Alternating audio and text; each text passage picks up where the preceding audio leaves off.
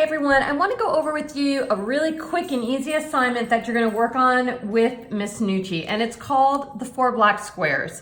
This is going to be a super easy assignment, but it's going to teach you how composition and color communicate messages.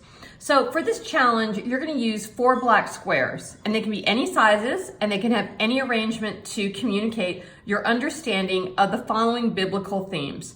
So the themes that you're going to communicate are anger, baptism, blessings, courage, doubt, forgiveness, joy, patience, and despair.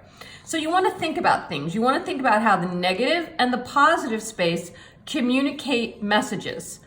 The more open the negative space, the more relaxed the mood. Meaning, if you're drawing out a composition and you have 4 black squares that don't take up a lot of space, then what will happen is this has a more relaxed feeling to it. But if you do a composition where you have 4 black squares that are taking up more space and there's less negative space, it becomes very uncomfortable. It becomes very closed in and squished in. Like you to think about if you've ever gone to Disney and you go to that haunted mansion ride and you're walking inside of it and and all of a sudden the walls start to come in and everybody starts moving inward. Well, that's uncomfortable. So that's what we're talking about here. The less negative space, the more the white, the more light and airy the theme is, the more peaceful. The bigger the black, the louder, the more tense the message will be. Okay, it says so right there. And then you may also do this in pencil first to create your solutions in your sketchbook.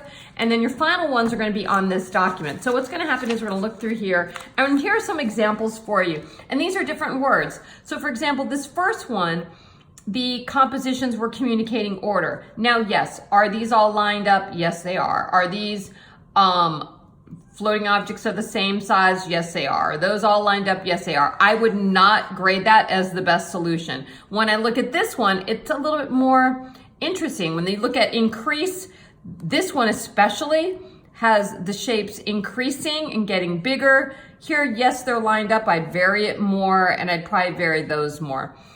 This one for congestion, I think is very nice, especially these two in the middle, because you have this big black shape and these small ones jammed together. You have these off-centered, less white space. I do not like that dead center. So you do want to figure out how can you avoid the 5 no's of composition with this too.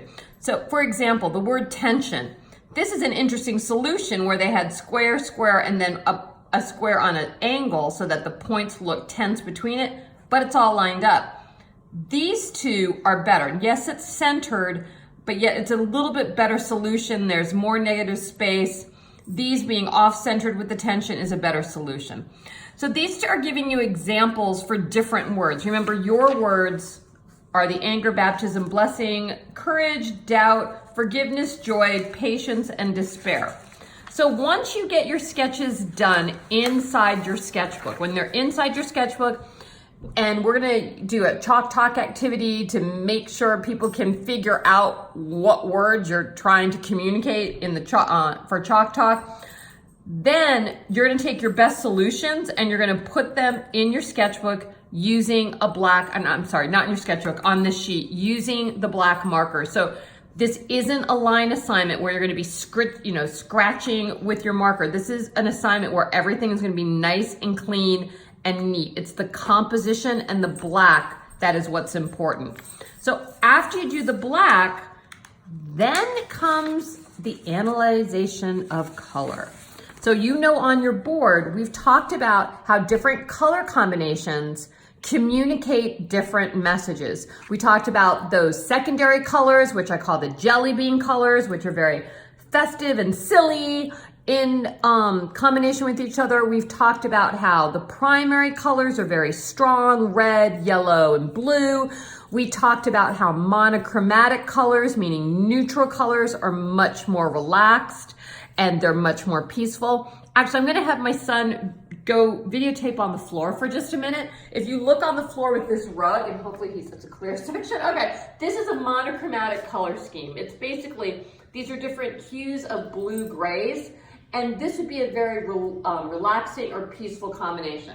So what you're gonna do next is you're gonna look at whatever your solutions were for anger, for baptism, for blessing.